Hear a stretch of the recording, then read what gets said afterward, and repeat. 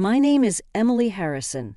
At 35, I've carved out a life balancing being a mother to a vibrant 5-year-old son and working in the business my parents built from scratch. My husband, Daniel, had always been the pillar I leaned on, or so I thought. I still remember the evening that shattered everything. We were at dinner, the clinking of cutlery mingling with our son's laughter. That's when Daniel dropped the bombshell. You work for your parents, who didn't even finish high school. That's embarrassing, Emily, he said, his fork pausing midair. I choked on my water. Why does that matter now? I asked. Daniel shrugged, a look of disdain creeping onto his face. I just thought you came from a more educated family. It's not a good look associating with dropouts. I stared at him, my heart pounding. This was the man who'd vowed to love and respect me, the man who'd embraced my parents like his own, yet here he was sneering at their life's work. But they've built a successful company, Daniel. They worked hard for everything we have, I stammered, trying to keep my voice steady. He scoffed. Hard work, please. They probably just got lucky. It's not like they had the brains to do something significant. The words stung like a slap.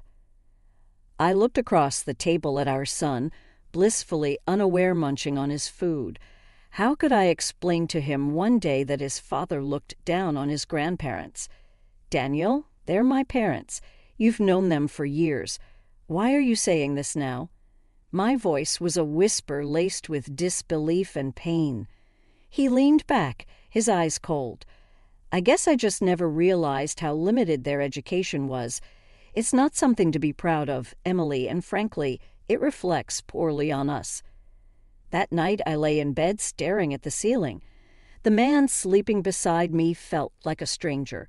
His words echoed in my mind, each syllable a sharp jab at my heart. My parents, who'd sacrificed everything to give me a life they never had, were now a source of shame for my husband. The Emily who had fallen in love with Daniel couldn't reconcile with this new reality. I closed my eyes, a single tear escaping.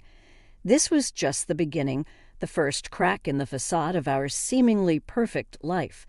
The weeks that followed were a blur of tension and cold silences. Daniel's disdain for my family had seeped into every aspect of our lives. I watched as the man I married transformed into someone unrecognizable. One evening, as I was setting the table for dinner, Daniel walked in, his face stern. "Emily, we need to talk about your job," he began, his tone leaving no room for argument. I took a deep breath, bracing myself. "What about my job, Daniel?" He leaned against the counter, his eyes cold. "I think it's time you considered quitting, be a full-time housewife. It's not like your job at that rinky-dink company means anything." I clenched my fists, feeling a surge of anger. "My job means a lot to me, Daniel. My parents built that company from nothing." "It's important," I said. He laughed, a sound that made my skin crawl. "Important? Please, Emily. It's a small-time operation. You'd be better off focusing on our home." I shook my head, disbelief and anger intertwining. "I won't quit my job, Daniel. It's part of who I am." He stepped closer, his voice rising. "Who you are. You're my wife, Emily. Your place is here with our son, not wasting time at some dead-end job." I stared at him, the man I no longer recognized. "My parents' business isn't dead-end, and I am not just your wife. I am also a daughter and a professional." His laughter echoed in the kitchen. "Professional? That's a good one. You're playing at a job, Emily. Time to grow up and see what's really important." That night I lay awake, the words and laughter haunting me. It was clear that Daniel's arrogance and contempt knew no bounds. His disregard for my identity, my family, and my aspirations was not just painful. It was suffocating. As the days turned into weeks, the idea of a life without Daniel started to grow in my mind. A life where I didn't have to defend my parents or my choices. A life where my son wouldn't hear his father mock his grandparents. But I knew that leaving Daniel wouldn't be enough. He needed to understand the pain he caused, to feel the sting of his own venom. I needed to stand up for my parents, for myself. The storm was rising, and I was ready to face it head-on. Daniel's promotion at work brought a new wave of arrogance that was unbearable. He strutted around the house like a peacock, his ego inflated to the point of bursting. One Saturday morning, as I was preparing breakfast, he sauntered into the kitchen with a smirk. "Guess who just got a big promotion? This means we're moving up in the world, Emily." I forced a smile, trying to keep the peace. "That's great, Daniel. Congratulations." He poured himself a coffee, his smirk widening. "With this raise, you really don't need to work anymore. You can finally quit that silly job of yours." I stiffened, my spoon clattering against the pan. "We've been over this, Daniel. I'm not quitting my job." He leaned against the counter, his gaze piercing. "You're still on about that, Emily. Be reasonable. You won't have to lift a finger. I can provide everything." The condescension in his voice was like a slap. "It's not about the money, Daniel. I work because I love my job. It's part of who I am." He scoffed, shaking his head. "Love your job? That's just sentimental nonsense. You need to start thinking about what's best for our family." I turned off the stove, my hands trembling. "And what if I think working is what's best for me, for our family?" His eyes narrowed. "You're being selfish, Emily. You're not seeing the big picture. It's time you started acting like a proper wife and mother." The words hit me like a tidal wave. This wasn't just about my job anymore. This was about control, about Daniel dictating how I should live my life. I looked at him, my voice steady despite the turmoil inside. "And what if I don't want the life you're offering?" His expression darkened. "Is that a threat, Emily?" "No," I said, meeting his gaze. "It's a promise. I won't let you or anyone else dictate my life." The air between us was electric, charged with unspoken threats and shattered illusions. In that moment, I knew there was no going back. The man I married was gone, replaced by a stranger with whom I shared a house, not a life. As he left the room, the silence was deafening.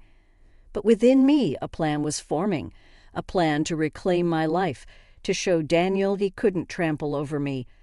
The seeds of revenge were sown, watered by every condescending word and every dismissive gesture.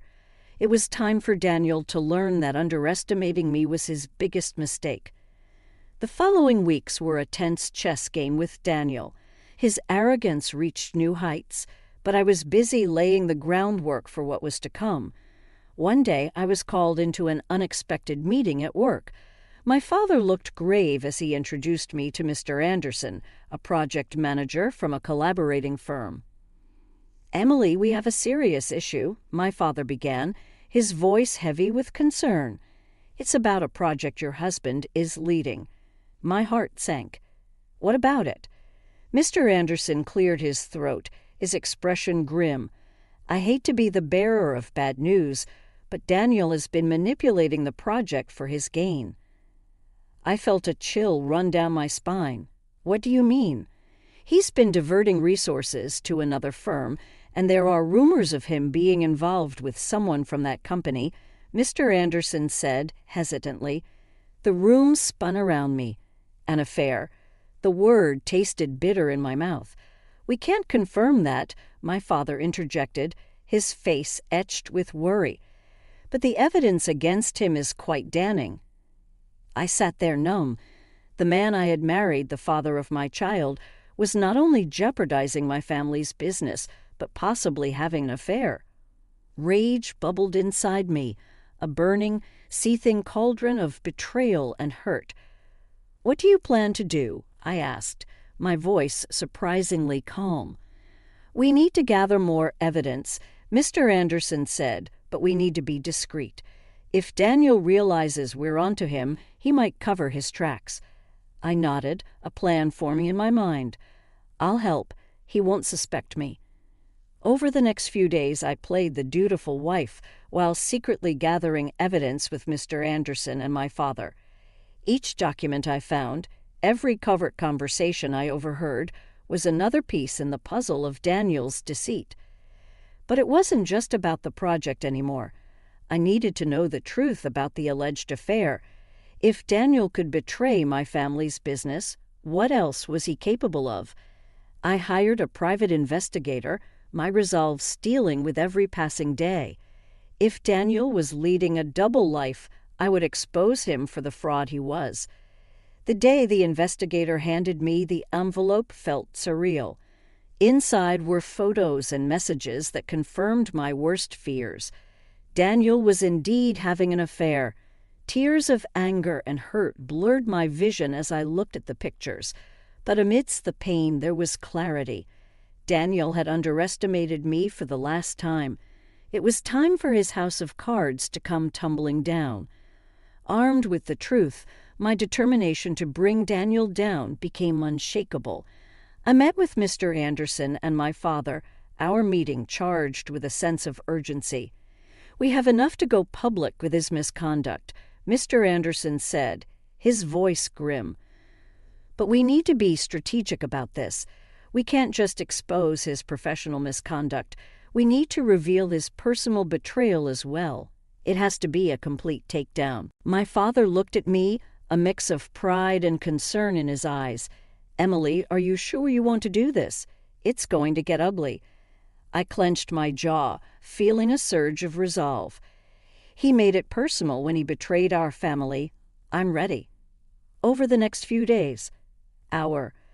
We meticulously planned our course of action. Mr. Anderson gathered the necessary evidence from the project, while I compiled proof of Daniel's affair. The plan was to confront him at his company, where he could not escape the consequences of his actions. The day of reckoning came swiftly. Daniel left for work, aware that his world was about to crumble. I arrived at his office with Mr. Anderson and my father, our faces set in determination. We confronted him in the conference room, the evidence laid out like a damning mosaic of his deceit. Daniel's face paled as he realized the extent of our knowledge. "What is this? Some kind of joke?" Daniel blustered, trying to regain his composure. "No joke, Daniel," I said, my voice steady. "We know everything, the sabotage of the project, the affair, all of it." He scoffed, trying to brush it off. "You have no proof." Mr. Anderson stepped forward, laying out the documents and photos. "We have all the proof we need. Your career is over, Daniel." Daniel's eyes darted around the room, desperation creeping into his expression. "You can't do this to me. I've worked too hard to get here." I looked at him, my heart void of any affection I once had. "You should have thought of that before you betrayed us all." The meeting ended with Daniel being escorted out of the building, his career in tatters. As he passed me, his eyes met mine, a mixture of shock, anger, and defeat in his gaze. I didn't flinch. This was the price of his betrayal, a price he had to pay. As I left the building, the weight of the last few weeks began to lift. Daniel was out of my life, professionally and personally. It was time to rebuild, to focus on my son and my work, but above all, it was time to heal. The aftermath of Daniel's exposure was like a storm that swept through our lives, leaving a trail of revelations and consequences. His professional disgrace was just the beginning. A few days after the confrontation, I received a call from Daniel. His voice, once confident and arrogant, was now laced with desperation. "Emily, we need to talk. This is a misunderstanding. I can explain everything," he pleaded. I held the phone tightly, my resolve unwavering. "There's nothing to explain, Daniel. I've seen the evidence. It's over. You can't do this to me. You're ruining my life." His voice rose in anger. "You did this to yourself," I replied, the bitter taste of betrayal still fresh. "You made your choices, and now you have to face the consequences." He was silent for a moment, then his tone changed, becoming more sinister. "If you think you can get away with this, you're wrong. I won't let you destroy me." The threat hung in the air, but I wasn't intimidated. "I'm not afraid of you, Daniel. You've lost your power over me." I hung up, feeling a sense of empowerment. Daniel's threats were empty, the last gasps of a man who had lost everything. The news of Daniel's affair and professional misconduct spread, and the reactions were immediate. His social circles shunned him, and his professional network crumbled. The man who had prided himself on his image and status was now a pariah, his reputation in tatters. As for me, I focused on rebuilding my life. The divorce proceedings were straightforward, as Daniel had little ground to stand on. I was awarded full custody of our son and a significant portion of our shared assets. But it wasn't the financial settlement that gave me satisfaction. It was the knowledge that Daniel's downfall was of his own making. He had underestimated me, thinking he could control and belittle me without consequence. In the end, it was his arrogance that led to his undoing. He had sowed the seeds of his destruction, and I had merely helped them grow. As I closed this painful chapter of my life, I looked forward to a new beginning, a future where I was free from Daniel's shadow, free to be myself and provide a better life for my son. Daniel's fall from grace was a stark reminder of the price of betrayal and arrogance, a price he would continue to pay long after our paths had diverged.